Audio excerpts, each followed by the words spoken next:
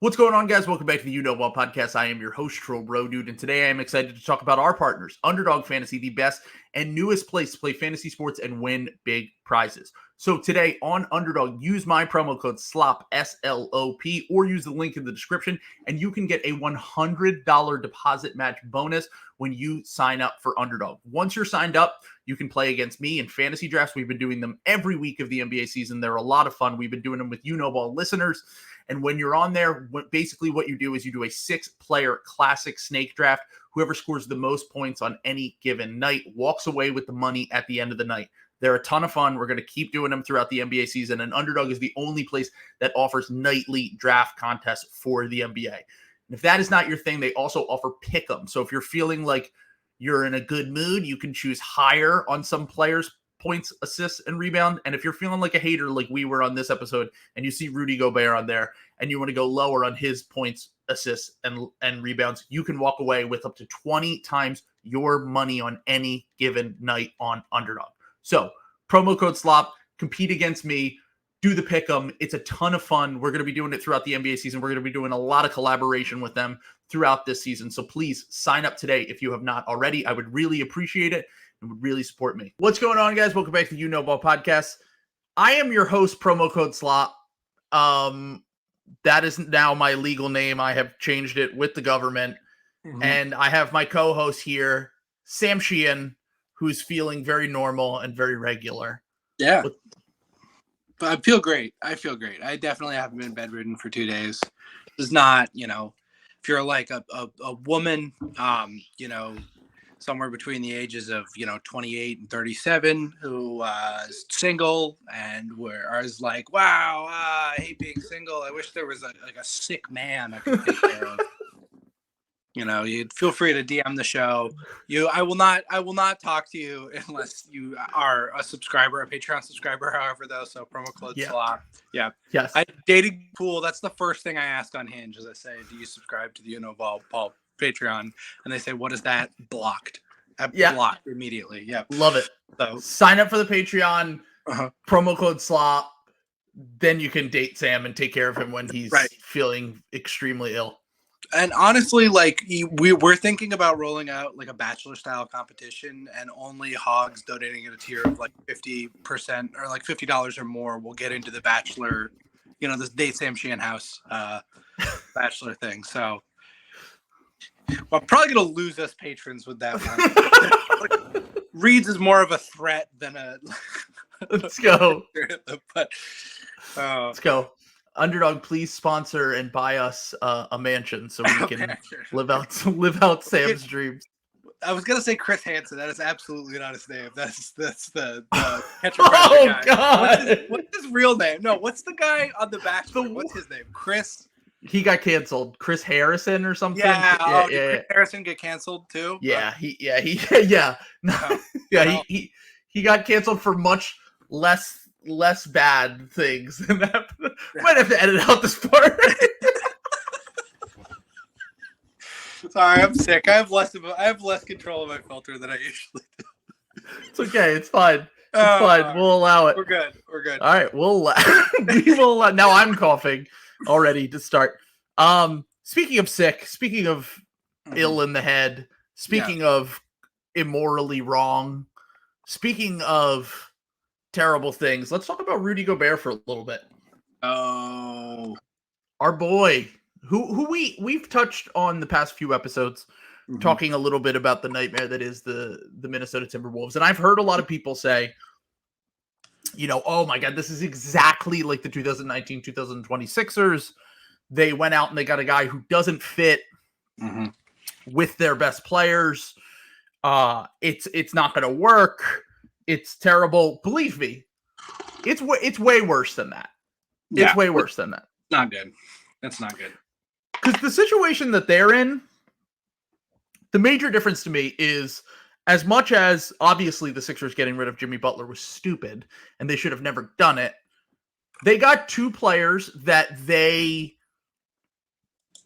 acquired through free agency, so they didn't have to give up anything to get Al Horford. And two, they got Josh Richardson and they were able to turn him into Seth Curry pretty quickly. So what the Minnesota Timberwolves have done is, and I'm mad because I wish I went harder on it at the time. And we talked about this a little bit on the last episode where you kind of said the same thing. You're like, I've always hated Rudy. I've always thought he was overrated. I wish that we stuck to our guns. And as Timberwolves people are saying now, as we've learned from watching them, he was a spread pick and roll merchant where he was able to be the play finisher in Utah. He was able to have they came up with terms even to explain his offensive impact with screen assists and made up bullshit. Yeah. They constantly surrounded him with offensive talent that made him look like a passable player on offense. He looks completely lost on offense right now. And also, their defense is still, it's actually worse than it was last year to start the year. Yep. So we're 10, 15 games into the season, and they are actually 18th overall in defense. They were 12th last year in defense.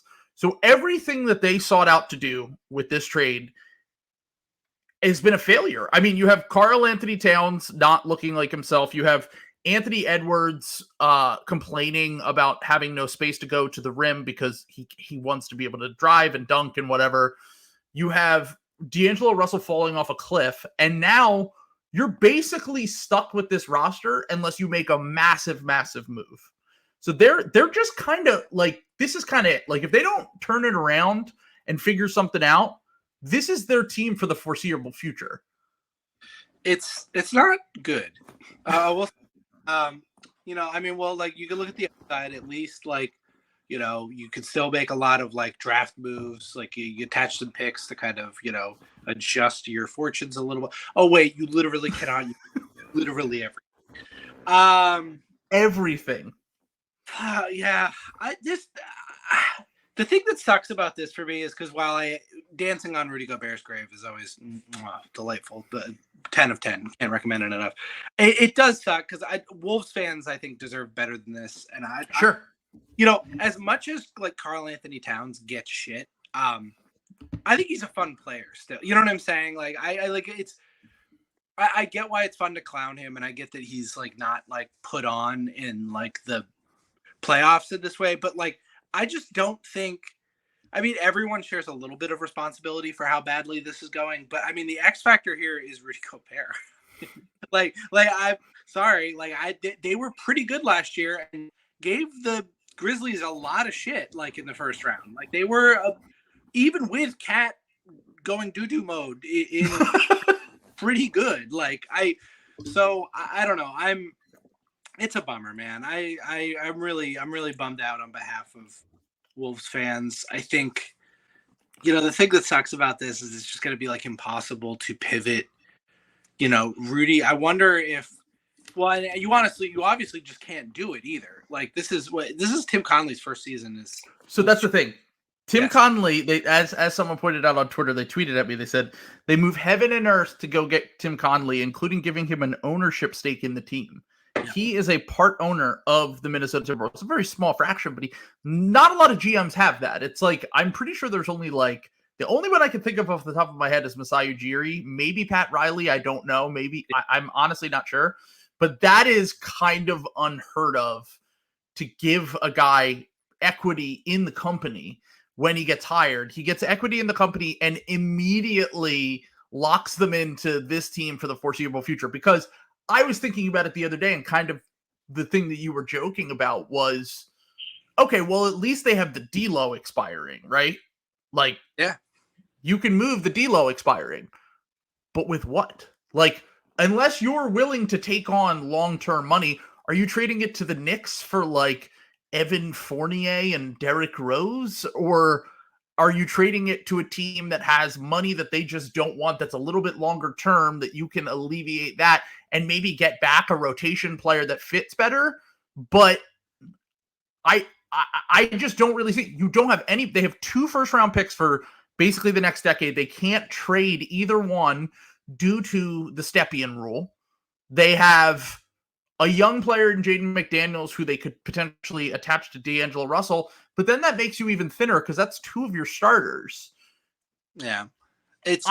I just don't see a way out unless they go and they move D'Lo and they get back some not terrible money but like it's a little bit longer term, and like maybe it's just like some team wants to get off a deal, like a Duncan Robinson type deal. I just think they're too fucked. Like they're too fucked. You know what I'm saying? And the fact that it's Conley's first hit, like this is like a way extreme version of the same thing we were talking about with the Warriors last week, where I think management at a certain point they're not going to surrender immediately on this. You know what I'm saying? They probably should, but they're probably just going to tough this out. Sure. So I don't think this is going to change anytime soon. But man, I'd be calling like the Nets right now and being like, "Hey, Ben Simmons looks awful. Can I interest you in Rudy Gobert and like maybe a pick or two?"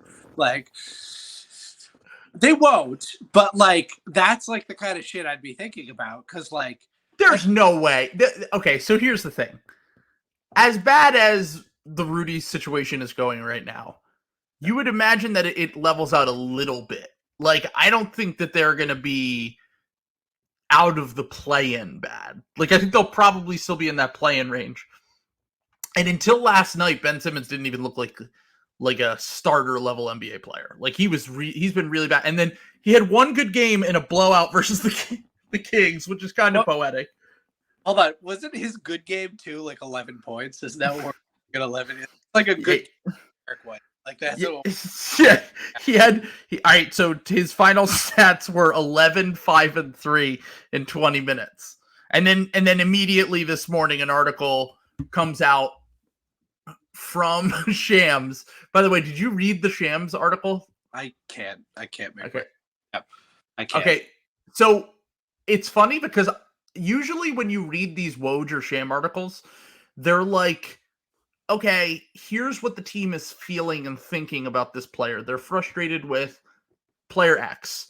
Right. Of course, the Nets are accustomed to this because the Nets have this happen like all the time. But because Ben Simmons is clutch, they literally like wrote this whole thing about the team being frustrated and then had quotes from Ben Simmons in the article defending himself against the frustration from his own organization.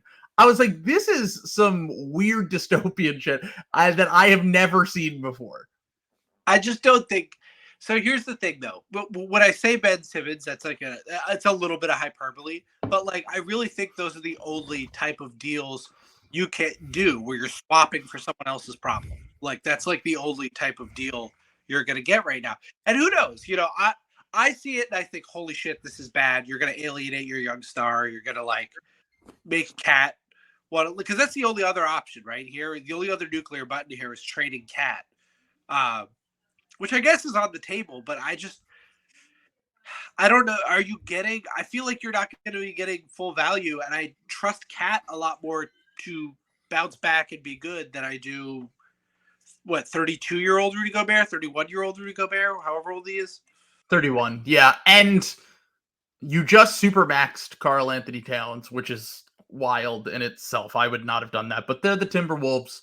They just want to be competitive. They just want to kind of hang around. That was kind of the point of this trade, right? Yeah. And so the hold on one second. Sorry.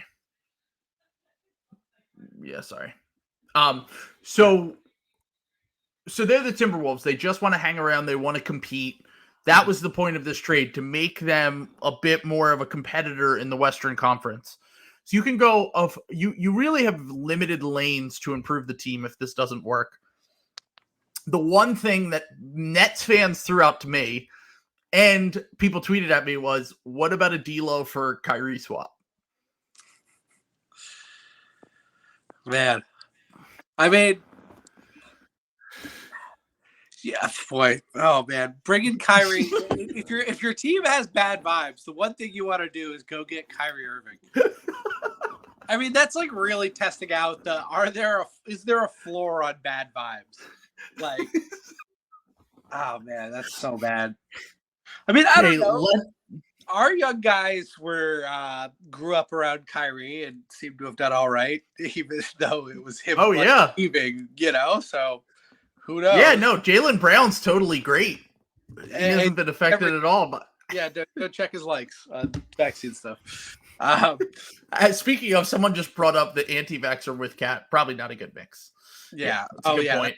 Very bad. It's a very good point. Yeah. You can't do that. So that's what I'm saying. Like, there's just not that many. A lot of people just like their teams right now. Like, do you go all in? Like, fuck, that's bleak. But do you trade Cat for Russell Westbrook and the 2 Lakers picks? Like, that's so bleak. But like, so Zach Lowe said Bill Simmons said basically something along those lines. Yeah. Which is why you're probably going to end up having to trade Cat to get out of this mess, because then you can recoup some of the draft pick value, some of the stuff you lost in the trade with the Jazz, and then you can just try to rework it around Rudy and Ant, and if D'Lo's still there, I don't know if D'Lo's still around or whatever. But the younger guys on that team, Jordan McLaughlin, who the team's actually played better with Jordan McLaughlin than they have with D'Angelo Russell, try to reconfigure. Zach Lowe had the opposite take, which was don't do a second fuck up to make up for your first fuck up, basically. Yeah. No, that's true. Stick with it for a little bit, see how it goes. Yeah. Reevaluate when you get around the trade deadline, because as much as it might seem like you can't get anything back for D'Angelo Russell right now, I don't think the Lakers would trade Russell Westbrook and even one of those picks for D'Angelo Russell. But you're hoping for some sort of situation like that, where you're getting back you're getting back some bad money, and you're maybe recouping some assets, or you're taking on longer money, like I said earlier. And that really seems to be the only way that they would be able to actually improve the roster with its current core. As I said before, personally, I wouldn't have extended Karl Anthony Towns. I would have looked to trade Karl Anthony Towns and then pivoted and rebuilt around Anthony Edwards, which I said on Chucking Darts, which I'm mad I didn't say it on my own podcast, but I went on Chucking Darts and I was basically like, if I were them, I would have just said, let's go the opposite direction. Instead of pushing in all the chips for a player we don't even know is going to fit with our guys, give up all of our draft capital, give up some young players. Jared Vanderbilt looks fantastic with the Jazz right now. Giving up every ounce of flexibility we have. Let's figure out what Anthony Edwards is first, and let's go the opposite direction. Let's trade Karl Anthony Towns for maybe someone that fits Ant's timeline a little bit better, and then bring in even more picks and prospects. And then if there's a real superstar that becomes available, and maybe he's friends with them, or he fits along that age timeline with them, like, I don't know, maybe the guy that a few months later the Jazz traded, and Donovan Mitchell, that you can make that kind of move, and then you have a real young core moving forward. But instead, they went the opposite direction, and now, Bill Simmons is making up fake trades with Cat to the Knicks and stuff like that. So, yeah, Rudy Gobert in 25-26 has a $46 million player option. Oh my God! How old is he going to be? 35?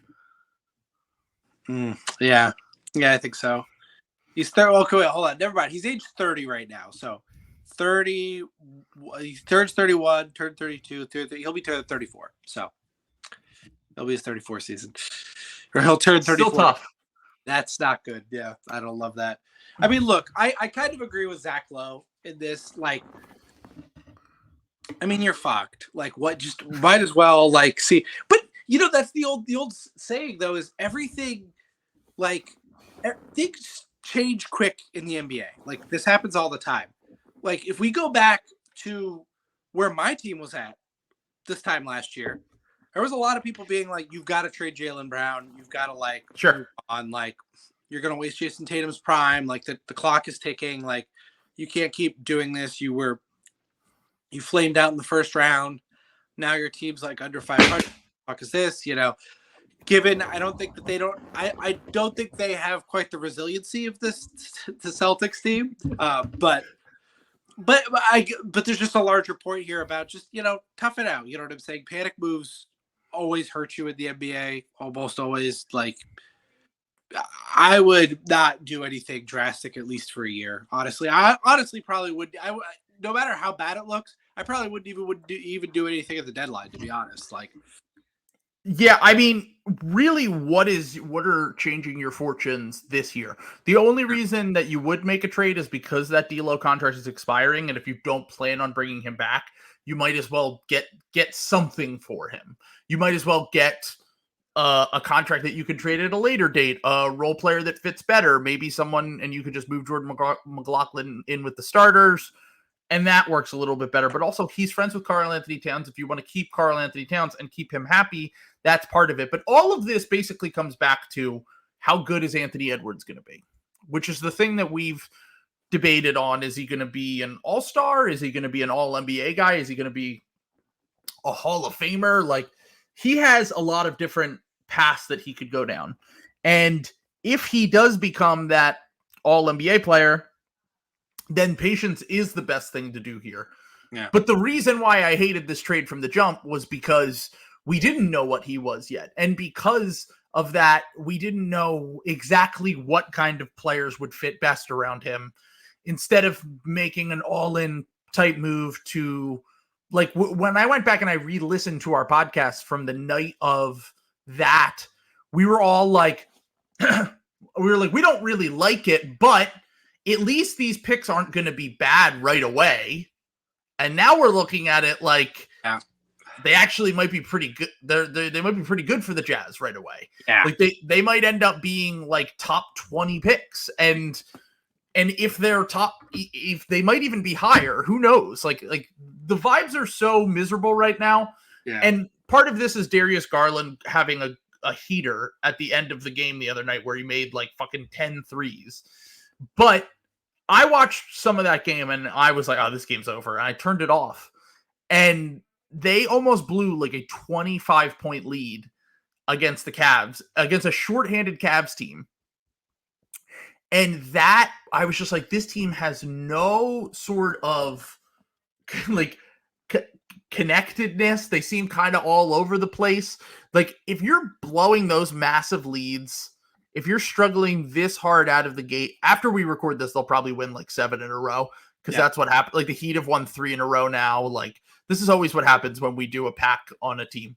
The Warriors, when we did the Warriors pack on the last episode, they blew out the Spurs by like 40 points that night. But that's a Spurs. I mean, it is the Spurs. Yeah, but yes. But they haven't had one of those wins all season. That was the point. Sure. But the whole thing here is why you shouldn't have made this trade in the first place, and why I think what is eventually going to happen is they'll have a middling to down year, and then they'll reevaluate next offseason, and Karl Anthony Towns is either going to ask for a trade because the vibes are so bad, or they're going to have to trade Karl Anthony Towns just to reconfigure around Anthony Edwards. And now you have, I don't know, maybe Ant's looking around and going, what the fuck happened? Why did you trade for this guy? Why did you trade everything that we had for this guy? We're not going to get free agents. We're not, like, we don't have draft picks to even fall back on. It just feels like this reactionary move to them, like, having some sort of playoff success could doom them for the beginning to start of Ant's prime, because he's 21 right now. Yeah. We would imagine that he re-ups on his next contract. And like by the end of this rookie deal, he's like, Gobert's going to be making $50 million a year. Like, crazy. It's insane. It's crazy. It's a bummer. It's a bummer. I really feel bad.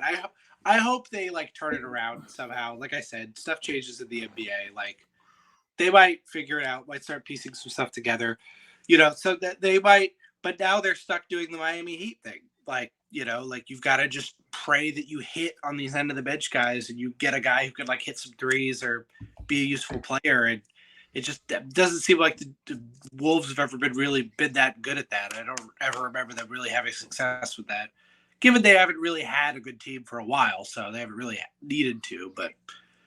Yeah. Well, I mean, I think that they've been finding it recently with like Jordan McLaughlin, with Jaden McDaniels, with Naz Reid, just getting guys who are undrafted, late first, early second, those kind of picks that like you'll still have your swaps. I think they only did one swap in the trade if I remember correctly. So like you'll still have picks on the off years.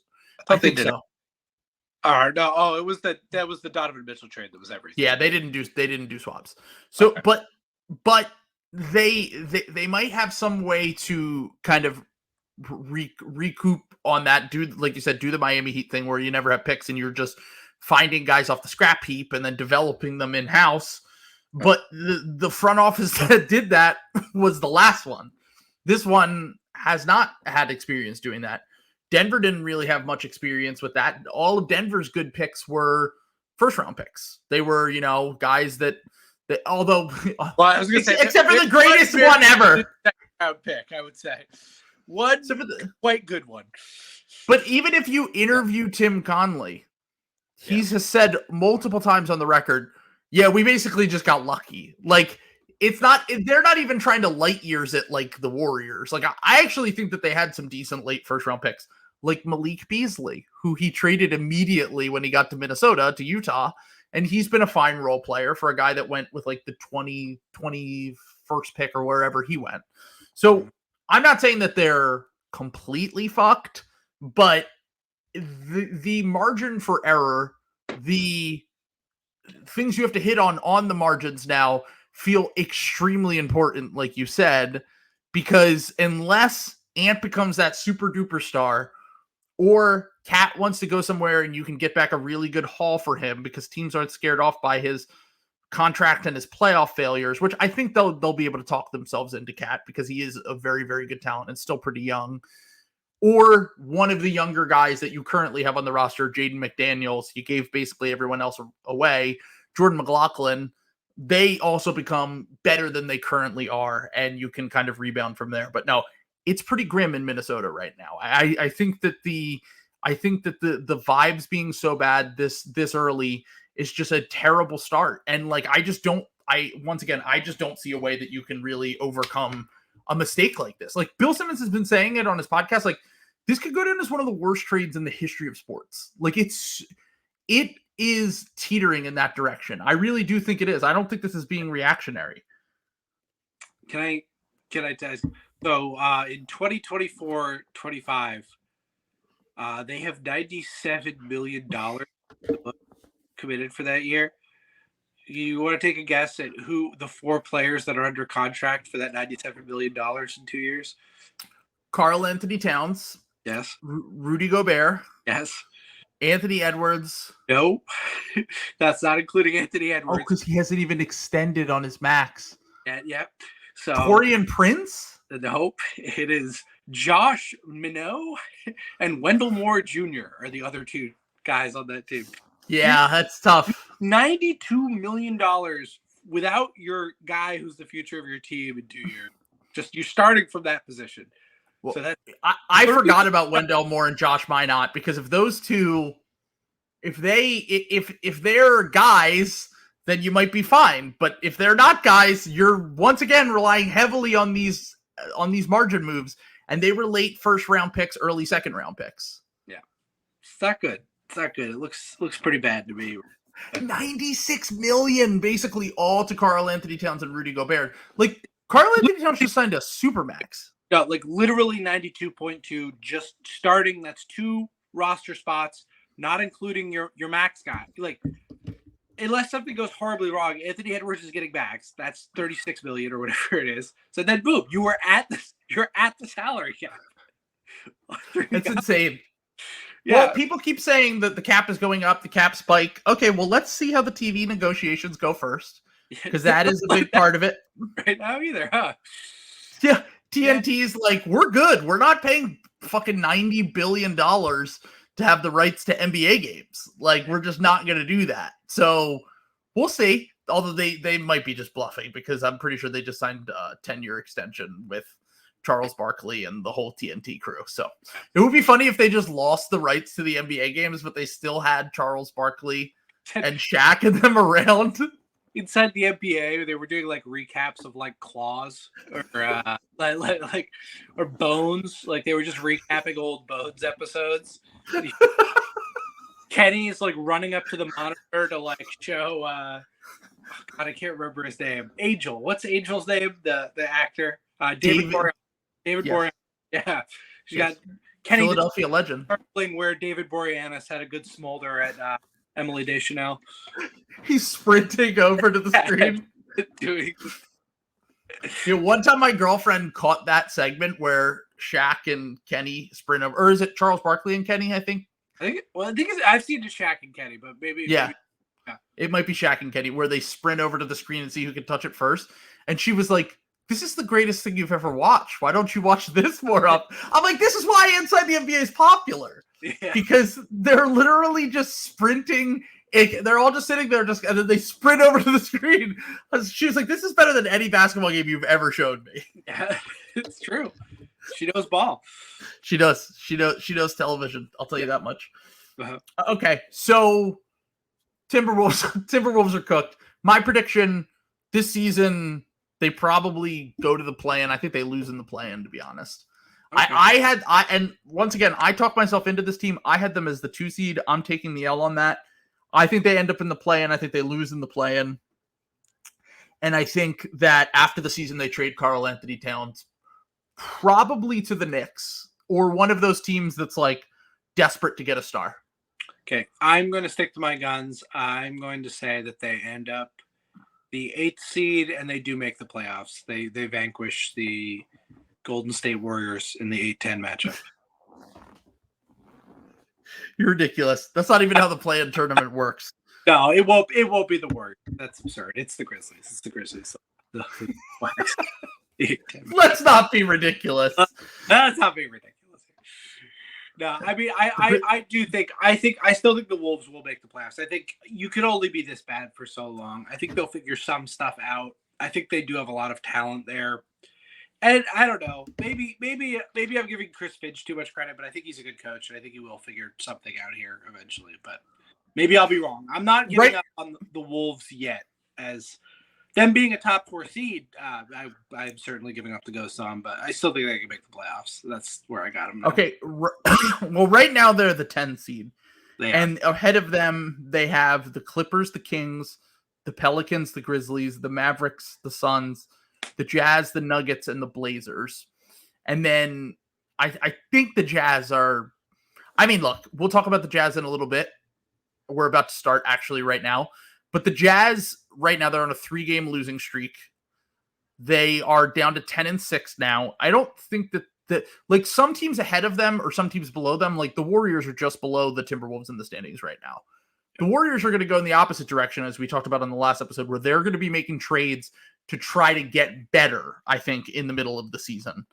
I think that most of the teams ahead of them are going to do the same thing, except for the Jazz. Whereas I feel like the Jazz eventually, as fun as it's been, I don't think that it's sustainable to the point where they're going to make the playoffs. I think that they might be in the play and maybe as like the 10 seed or something, just because I think there are a few teams that are going to realize at a certain point it might be better to tank and potentially get a shot at Wembanyama if they even have their pick. But I guess that is the issue. Oklahoma City has everyone's pick, which we'll also talk about right now. If you're subscribed to the Ball Patreon, you will be able to listen to this part. But yeah, so right now it's way too early to really make any grand assumptions about who's going to be in the playoffs, who's not going to be. But I still think they end up in that play-in range in terms of record. And once you get in there, like they're probably going to be playing against the Kings and the Grizzlies, who they played well against last year, even though it was a different team, or one of these teams from this range. And I do think that in a 1-game series, they still do have a lot of talent. And I think that ultimately what matters in those play-in games are whoever has the most talent usually ends up winning them. So, yeah. Hey, so if you enjoyed this clip, please sign up to the Ball Patreon. The link is in the description, and you can get access to this entire episode plus an extra episode every single week. On the second half of this episode, we argued the merits of tanking versus competitive rebuilding. I argued for tanking. Sam argued for competitive rebuilding. We had a lot of fun with that one. And then also, in addition to that, you'll get access to the Discord, and it's as little as $5 a month. So please sign up today if you are able to. I would really appreciate it. Thanks.